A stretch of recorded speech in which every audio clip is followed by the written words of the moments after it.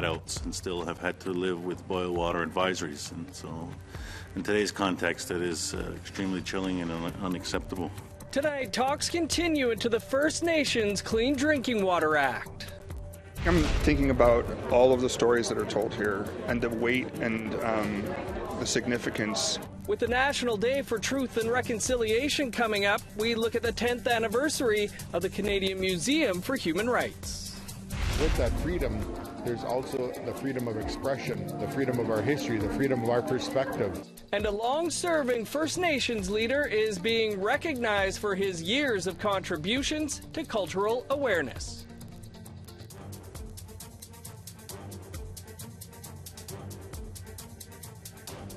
Good evening, I'm Dennis Ward. Welcome to APTN National News. The family of a man whose death is now under investigation by Ontario's police watchdog say they have concerns about his interactions with police and paramedics prior to his death. The Ontario Special Investigations Unit, or SIU, announced on September 16th they are investigating the death of a man taken into police custody in Pickle Lake.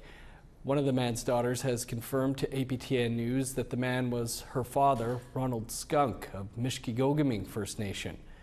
According to the SIU press release, Ontario Provincial Police attended a business in Pickle Lake on the afternoon of Wednesday, September 11th. And while dealing with a group of individuals, officers noticed that someone behind them required medical attention. Paramedics assessed the individual and he was medically cleared. He was then arrested and taken to the detachment, where, while there, he went into medical distress and was airlifted to hospital in Thunder Bay, where he died on Saturday, September 14th. Family members have started a GoFundMe to help pay for funeral costs. They say Skunk, who was 59 years old, fell and hit his head. A family member who was there voiced their concerns to the attending officers, but say they were ignored. They say police told them they were taking him to the detachment to, quote, sleep it off. Skunk is the 8th death of an Indigenous person that occurred between August 29th and September 18th. All of the deaths are now the focus of investigations by provincial police watchdogs. An update now on a story we first reported in 2022. On June 4th of that year, a group of people were marching near the former site of St. Mary's Residential School in Mission, British Columbia. It was to raise awareness about children who attended the school. A man drove a truck into the group, hitting 4 people, sending 2 to hospital with non-life-threatening injuries. The driver did not stop, and the incident was caught on camera. The next day, 77-year-old Richard Manuel turned himself into the RCMP. He was charged with dangerous operation of a motor vehicle. Manuel pled not guilty, and his case has been winding its way through the courts. This week, he was found guilty. Sentencing is set for a later date. Journalist Robert Jago has been following the story. Overall, yes, I'm relieved. It was just... It's been stretching on since July, this verdict. Like, they keep pushing it off. So I'm glad that it finally happened. And I'm glad that it wasn't, like, extra traumatizing the week before, Truth and Reconciliation Day. To Ottawa now, where discussions over the First Nations Clean Drinking Water Act, known as Bill C-61, continued in the House of Commons Committee. This week, chiefs from Ontario and one from Saskatchewan voiced their opinions on the proposed bill. Here's Annette Francis with more. During the Indigenous and Northern Affairs Committee, Ontario Regional Chief Abram Benedict said Ontario First Nations are the most impacted by the failure to provide clean drinking water. His message to MPs is the Act, while it's not perfect, must pass. There are entire generations that have been unable to see clean drinking water from their taps. And I recently had an opportunity to be in Escandaga, which is one of the communities that has had a boil water advisory for 30 years. And so when you put that in context, there's been children that have been born, raised, and now are adults and still have had to live with boil water advisories. And so in today's context, that is extremely chilling and unacceptable. First Nations consultant Irving LeBlanc said watershed protection zones and jurisdictional issues have to be dealt with within this bill. The federal government has to come in there, and as it's been said, federal government has to come in and I know this was mentioned, to make sure provinces work collaboratively with First Nations in terms of establishing these protection zones, because water doesn't end at the boundary. Water has no boundaries. So I think it's going to be one major area that will need to be looked at clearly. NDP MP Nikki Ashton questioned the chiefs about a current court action by the Shamattawa First Nation in northern Manitoba. 2 years ago, it started a class action lawsuit over the federal government's failure to provide clean drinking water. Chief Erica Boudin of Cowessess First Nation in Saskatchewan said in spite of this, the bill needs to pass. We have opportunity with this bill, even if the government is currently faced with having to do the right thing. Yes, we acknowledge that the court has stated that they do the right thing, but we must still work together in order to ensure that the death toll goes down, that we have the safe water drinking, that we have adequate funding, that there are legal tools in our toolbox with the provincial and the federal and the First Nations. The committee will continue its study on Bill C-61 on Thursday. Annette Francis, APTN National News, Ottawa. Well, as we reported yesterday, the Congress of Aboriginal Peoples is now headed by new leadership. The organization was founded 50 years ago and recognized as an Indigenous organization representing First Nation, Métis, and Inuit off reserve. But over the years, it's been left on the sidelines when it comes to getting attention by the federal government. Brendan Moore is Mi'kmaq from the Elsipogtog First Nation in New Brunswick. He said getting a higher profile for CAP is his priority. Moore said there's a lot of work to do, starting with creating ties with other Indigenous organizations. Well, we're going to have to start building relationships, and we're going to have to start getting known. We're going to have to start meeting with all of the various Indigenous organizations and communities and start to build trust at that level and have people understand that we're working on those things as well. And we'd like to understand what their perspectives are on it so we can come together and become more unified. The Alberta RCMP are asking the public for help in locating 15-year-old Ava Three Fingers. Three Fingers is originally from Camrose, Alberta, but might be in Edmonton, Calgary, or Musqueam. The teen has not been seen since July 30th near Camrose. RCMP said there is concern for her well-being. Three Fingers is 5'3" and 120 pounds. Anyone with information on her location can contact the Camrose RCMP. Cassidy Caron, the president of the Métis National Council, is speaking out regarding both the Manitoba Métis Federation and Métis Nation Saskatchewan withdrawing from the MNC. In a statement, Caron notes the successes she has helped build in her 3-year term, including rebuilding the MNC to be more transparent, accountable, and ethical, and promises the work will continue with the federal government to find solutions to the unique and ongoing challenges faced by Métis citizens. Despite this work and numerous reforms, she says the MNC is now at a crossroads, saying individual Métis governments like the Manitoba Métis Federation and more recently Métis Nation Saskatchewan are choosing to work independently. She says while it's their right and respects their decision, she also believes there is more strength through unity and standing together as one Métis nation. In her statement, she zeroes in on the current leadership, adding, "I believe that some leaders have forgotten about our greater responsibility to each other and to nationhood. The unity we are striving for is being divided by the self-interest, impatience, and ambitions of a few, rather than the collective aspirations or values of our people. The need for a strong national voice, collaborative engagement, and respectful dialogue between all Métis has not and will not change. Caron says she has proposed a way forward for the MNC since Métis Nation Saskatchewan left the MNC last Friday, and it will be up to the council members to determine the next steps. Caron has one more week left in her term as president.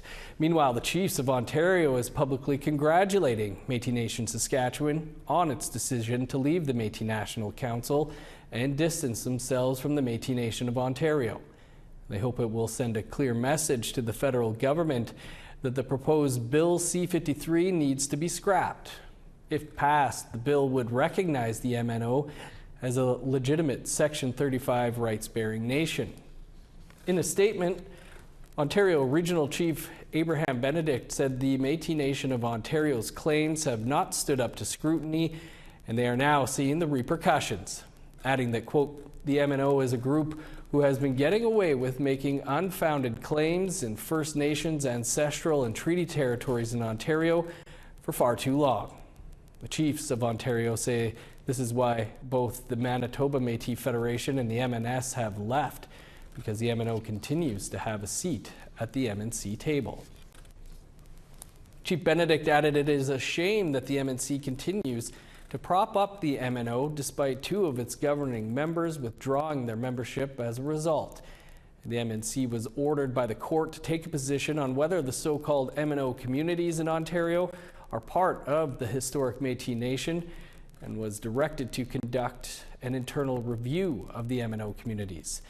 That was supposed to be completed in August, with the deadline now having been extended to October. We continue to wait for the release of this review and for the MNC to finally take a position on the MNO. Walmart stores are selling Every Child Matters shirts ahead of September 30th, and this year's design comes from a Mi'kmaq artist. That story and more still to come.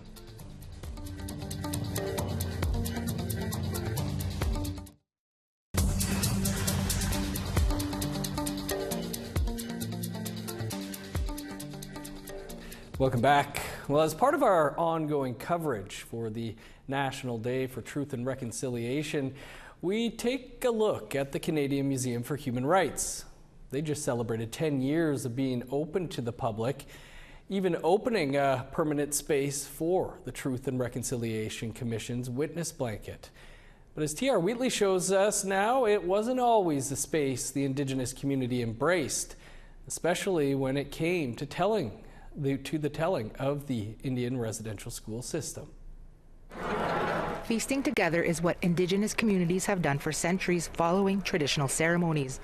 This custom, however, is fairly new inside this institution, the Canadian Museum for Human Rights. This honoring is part of the museum giving the Truth and Reconciliation witness blanket a permanent home. Carrie Newman created this piece in 2014 around the time this museum opened. Thinking about all of the stories that are told here and the weight and the significance. Down the hall beyond the beat, one of many exhibits showcasing Indigenous people and culture over the past decade. Outside, the building sits on the banks of the Red River at the Forks near downtown Winnipeg. CMHR CEO Aisha Khan knows the significance of this location.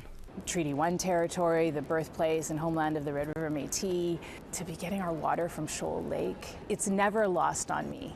Khan started here in 2020. One of her missions, making traditional ceremony a vital part of maintaining this space. So part of our growth really has been to understand our own connection, our own relationship with land, with all of creation, to open ourselves to other ways of knowing and being, to Indigenous ways. This wasn't always the case here. Controversies plagued the museum since before it even opened. Historic moment in the story of human rights in Canada.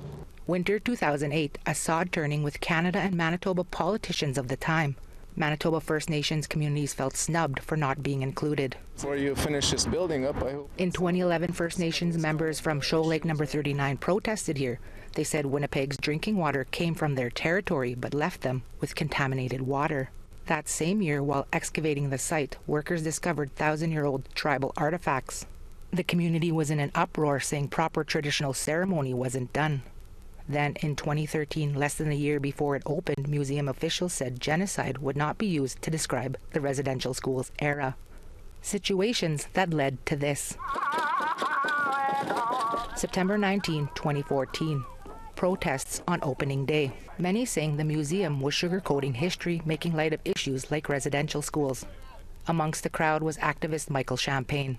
I remember being so upset as the doors opened because there was such conflict. Now, exactly 10 years later, we are willing to witness our institutions begin to bend. Champagne is one of 5 people bearing witness to the ongoing relationship between this museum, the witness blanket, and the truth-telling of Indigenous stories. The museum is learning how to be a good relative, and so to me, having the witness blanket here and seeing all of the breadth of Indigenous connections that the museum has committed to demonstrates to me that they actually listened. My hope is that this witness blanket will witness in the next 10 years the drastic reduction of Indigenous children in care in Canada and see all of the children come home. Behind the scenes all those years was Chandra Erlinson, Director of Indigenous Relations and Community Engagement. I'd call it a dark time. My family, my relatives, my community asking why I was working here. She was recruited to work here long before the doors opened, her job mainly consisting of bridge building. The sanitation of the language around genocide, outright resistance to include that in some of the early messaging was really hard for community, and it was very difficult during that time to be gaining trust when we're working with Indigenous folks in all kinds of ways to build content and tell stories, true stories. How big are your hands in comparison now to what they were then? Stories like this one Newman shares of his own daughter's handprints on the witness blanket door from a decade ago when she was 4. I think about how I started making this for my dad, like in honor of him. I wonder, how does that translate for her? How much stronger does she become? Stronger in truth, something activists set out to do many moons ago. To ensure traditions and history of the original peoples and their land are at the forefront of this space dedicated to human rights. T.R. Wheatley, APTN National News, Winnipeg. Thanks for that, TR. Still to come, a First Nations leader in Ontario is being celebrated. That story and more coming up after the break.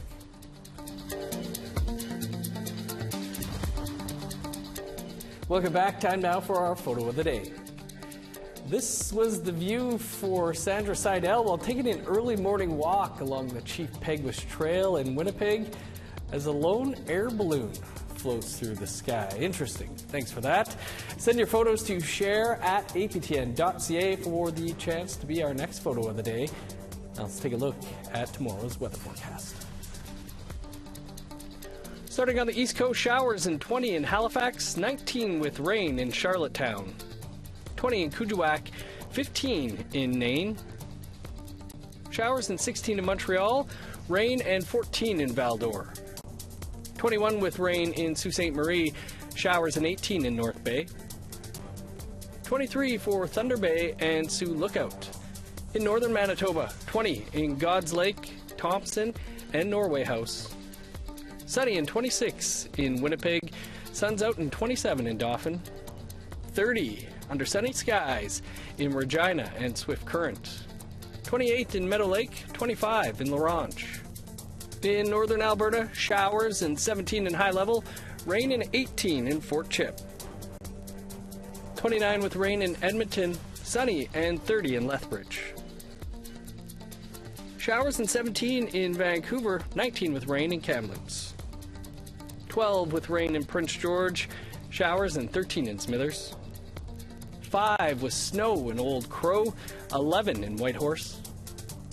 13 in Yellowknife, 8 with rain in Norman Wells. 5 in Sax Harbor and Pawlatuck. 8 in Chesterfield and Baker Lake, 7 in Whale Cove. 3 in Resolute, 4 in Igloolik.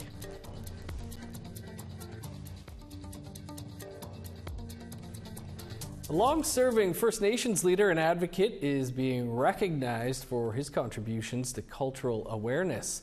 Dean Sayers served as chief of Batchewana First Nation for 20 years and once ran for national chief of the Assembly of First Nations. Recently, he received a Municipal Heritage Award from the city of Sault Ste. Marie. APTN's Mike McDonald reports.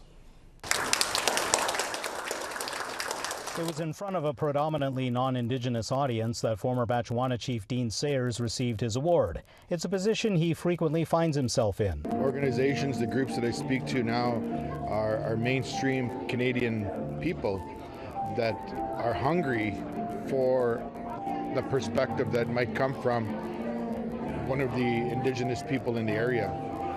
I find there is quite the embrace of the perspective and the insights that are brought by an Indigenous person as opposed to somebody that talks about Native people. The award recognizes contributions to Sault Ste. Marie's cultural heritage. Sayers was instrumental in the creation and development of the Voices from the Gathering Place project, which serves as a historical resource for the Sault Ste. Marie region. Sayers says there was once a time when being recognized by a non-Indigenous entity for Indigenous cultural contributions was unheard of. It wasn't that long ago when we weren't allowed to talk about who we were. We weren't allowed to speak our language. We weren't allowed to do our ceremonies. We weren't allowed to leave our communities. Things have evolved in the last couple of generations where we have a lot of freedoms.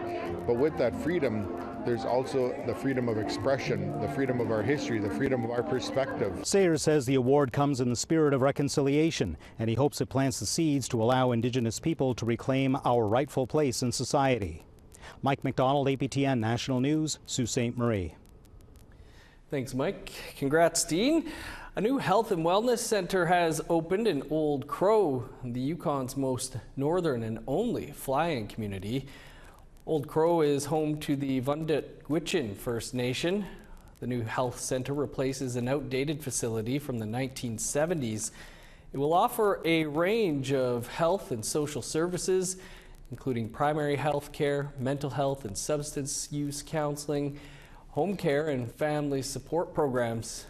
Yukon government says the center will also host regular visits from nurse practitioners, doctors, and allied health professionals to help provide ongoing high-quality care.